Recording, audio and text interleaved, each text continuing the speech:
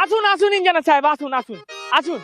দেখুন এই যে এই পুরো প্লটটা দেখতে পাচ্ছেন না, পুরো প্লটটার উপরে আমি একটা চারতলা বিল্ডিং করব, যেখানে থার্ড ফ্লোরে থাকবে আমার একটা বিশাল বড় গাড়ি পার্কিং এবং ফোর্থ ফ্লোরে থাকবে একটা বিশাল বড় সুইমিং পুল। এবার খরচা কত পড়বে আপনি বলেন? এই পুরো প্লটটা আপনার নামে আছে? না না, এখন আমার নামে নাই, তবে কিনে নেবো। টোটাল কত খরচা পড়বে সেটা বলুন, বহুত দিনকার স্বপ্ন আমার। মোটামুটি 3-3.5 কোটি ধরে রাখুন। 3-3.5 কোটি লাগবে লাই? মানে 1 2 3, তিনটা বানাইতে হবে।